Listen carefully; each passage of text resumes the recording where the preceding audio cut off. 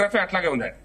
Right right Venkateswarlu గారు, జార్ఖండ్ గురించి మనం మాట్లాడుకుంటే మీరు ఇందాక నుంచి చెప్పారు తారుమారు అవ్వచ్చు అని. ఇప్పుడు జేఎంఎం లీడ్లోకి వచ్చినటువంటి పరిస్థితి కొంత లీడ్లో ఉంది. జేఎంఎం కూటమి భారతీయ జనతా పార్టీ కొంత ఎడ్జ్లోనే కొంత వెనకబడినటువంటి పరిస్థితి. ఏం చెప్తారు? జేఎంఎం లో ఫిగర్ మ్యాజిక్ ఫిగర్ వచ్చి 42. ఇప్పుడు కాంగ్రెస్ జేఎంఎం పొత్తులో వచ్చేసి 39 ప్లేస్ కనబడుతుంది, 35 బీజేపీ కనబడుతుంది. కానీ అక్కడ ఆర్ఎల్డీ ఒకటి, సమాజ్వాదీ పార్టీ ఒకటి, సిపిఐ ఒకటి లీడ్లకు వస్తాయి 100%. నాకున్న అంచనాల ప్రకారం ఒక 4 సీట్లు 3 సీట్లు ఎక్స్ట్రానే ఉంటుంది ఇండియా కూటమి అక్కడ చతకలబడడానికి ఆస్కారం కనిపిస్తుంది. మీకు నేను చెప్పిన ఇంతకుముందే 1 అవర్ బిఫోర్ అదే క్లారిటీ ఇచ్చాను. ఇక్కడ కూడా మహారాష్ట్రలో బీజేపీ లీడ్ అవుతుంది. ఇప్పుడు బీజేపీ కూడా లాస్ట్ లీడ్కి వచ్చేసింది. నేను దాన్ని వ్యతిరేకించలేదు, దీన్ని కాదనట్లే. కానీ లీడ్లు తారుమారవడానికి ఆస్కారం కనిపిస్తుంది మనకు. ఎందుకంటే ఇక్కడ ఎగ్జాంపుల్ చెప్తున్నా, 21 వెళ్ళి 39కి వచ్చింది జార్ఖండ్ లీడు. అప్పుడు 33 ఉండే బీజేపీ లీడు, ఇప్పుడు బీజేపీ 35కి వచ్చింది. కాంగ్రెస్ కూటమి 39కి లీడ్ అయింది. 39లో ఇంకా నాలుగు కనబడడం లేదు.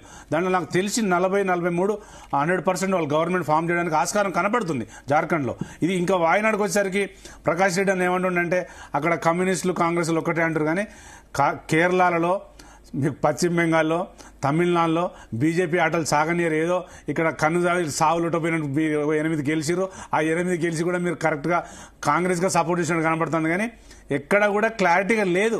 రాజకీయ సమీకరణలు అనేవి ఒకే రోజు ఒకే స్థితిలో ఉండవు, మారుతూ ఉంటాయి, వస్తుంటాయి, పోతూ ఉంటాయి. దానికి అనుగుణంగానే ఫలితాలు ఉంటాయి. ఇలా అక్కడ కరెక్ట్ పర్సన్ కనుక బీజేపీ వాళ్ళు పెడితే బీజేపీ కూడా అప్పుడు టఫ్ ఫైట్ ఉండు. అక్కడ త్రిముఖపోటీ జరగలే, దిమ్ముకపోటే జరిగింది అక్కడ. కాబట్టి అందుకనే వాళ్ళు 60 కాదు, ఇప్పుడు నేను 3 లక్షల లీడ్ వరకు పోవడానికి ఆస్కారం ఉంది. అక్కడ ఎంపీ ఉప ఎన్నిక కాబట్టి ఎన్ని రౌండ్స్ అయినా కూడా తెలియదు మనకి. ఇంకా అందుకనే వాయనాడు అనేది కాంగ్రెస్ ఖాతాలు వేసుకోవడానికి ఆస్కారం ఉంది. మహారాష్ట్ర చూడాలి, ఇప్పుడు జార్ఖండ్ కూడా చూడాలి. మహారాష్ట్ర కూడా బీజేపీ మళ్ళీ 104, 103కి లీడ్ అవుతుంది. పెచ్చింగ్ వచ్చేసరికి ఎన్సీపీ అజిత్ పవార్ గారు చతికిలబడ్డాడు. ఉద్దవ్ ఠాకరే, షిండే పోటీ బాగా నడుస్తుంది. ఇప్పుడు నాకు ఇంకా ఉన్న అంచనాల ప్రకారం శరద్ పవార్ గారు ఎన్సీపీ ఇంకా కొంచెం లేవడానికి ఆస్కారం ఉంది. ఇప్పుడు 40 అంటే దాదాపు 48-50 దాకా రావడానికి ఆస్కారం ఉంటుంది. అది మనం ఇంకా వేచి చూడాలి.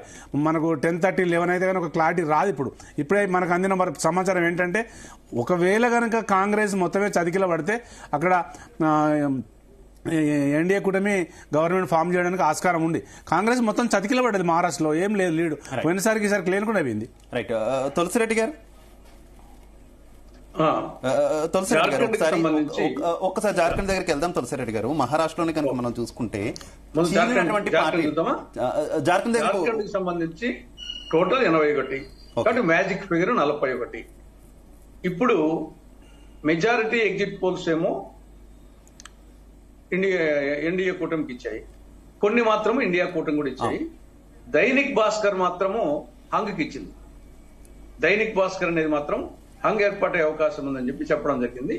ఇక కనిష్టము గరిష్టము అన్ని కలుపుకుంటే ఇండియా కూటమికి కనిష్టం 25, గరిష్టం 53 ఇవ్వడం జరిగింది. సేమ్ ఫిగర్ ఎన్డీఏ కూడా కనిష్టం 25, గరిష్టం వచ్చేసి 53 ఇవ్వడం జరిగింది. అంటే అన్ని కలుపుకుంటే అన్నిట్లో ఎగ్జిట్ పోల్స్ లో కనిష్టమేమి గరిష్టమేమి కలుపుకుంటే 25, 53, 25, 53. కానీ మెజారిటీ ఎగ్జిట్ పోల్స్ ఏమో ఎన్డీఏకి ఇచ్చాయి. దైనిక్ భాస్కర్ మాత్రము వచ్చేసి హంగ్కి ఇచ్చింది, కొన్ని మాత్రము ఇండియా కూటమికి ఇచ్చాయి. కాబట్టి ఇప్పుడు పరిస్థితి చూస్తే కొంచెం వచ్చేసి ఇండియా కూటమికి యాజ్ ఆన్ టైప్. కానీ దీని ఇంకా 11-11 వరకు మేమేమి చెప్పలేము. ఇది జార్ఖండ్కి సంబంధించి. ఇక మహారాష్ట్రలో కూడా కొంత డిఫరెన్స్ కొంత ఎక్కువగానే కనపడతా ఉంది. కానీ స్టిల్ ఇంకా మనం వచ్చేసి 11-11 వరకు వెయిట్ చేయాల్సిన అవసరం ఉంది.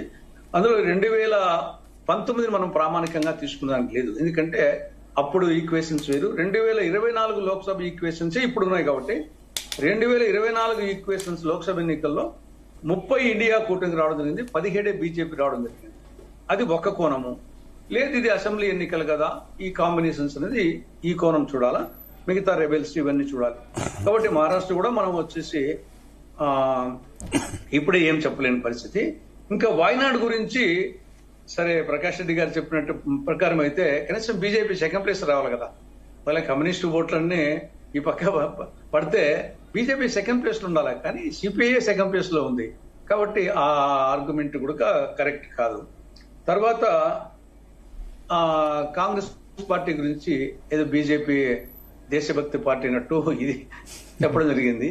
ఈ దేశం కోసము దేశ సమైక్యత, సమగ్రత, సార్వభౌమత్వం కోసము మహాత్మా గాంధీ, ఇందిరాగాంధీ, రాజీవ్ గాంధీ ఆత్మ బలిదానం చేసినటువంటి పార్టీ ఇది.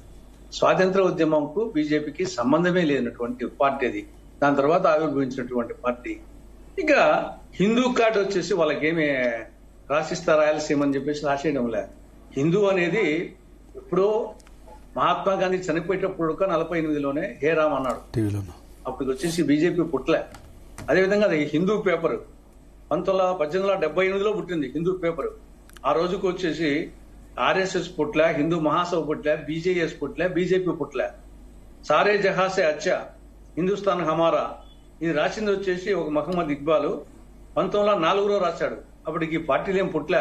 ఈరోజు హిందువుల గురించి సంకలు గుద్దుకునేది అదే బీజేపీకో లేకుంటే ఆర్ఎస్ఎస్ కో లేకుంటే శివసేనలో ఆ గ్రూప్కో ఈ గ్రూప్కో వాళ్ళకేం నేను హిందువునే, నేనే ఏ పార్టీకి సంబంధం లేదంటకు. కాబట్టి అదేదో హిందూ వచ్చేసి వీళ్ళకి పెద్ద పేటెంట్ అయినట్టు ఆ విధంగా మాట్లాడడం కరెక్ట్ కాదు. అసలు జై హింద్ అనే పదమే వచ్చేసి 1907లో అబీద్ హుస్సేన్, దాని తర్వాతనే సుభాష్ చంద్రబోస్ వాడుకున్నాడు. అప్పటికి పార్టీలు ఈ యొక్క సభలే పుట్టలేదే, ఈ సంస్థలే పుట్టలేదు. కాబట్టి ఏదో హిందూ కార్డు వచ్చేసి దాన్ని వాళ్ళు వాడుకొని అనుకోవడం అనేది కరెక్ట్ కాదు. అది మనం వచ్చేసి భారతీయులం, మిగతా అనేక అంశాల మీద పార్టీలుగా ఉంటాయి తప్పనిచ్చేసి హిందూ కార్డు వచ్చేసి అటు శివసేనకు కానీ ఇటు బీజేపీకి కానీ వాళ్ళకేం పేటెంట్ కాదు. రైట్. ఓకే. ఓవరాల్ గా ఈ ఎన్నికల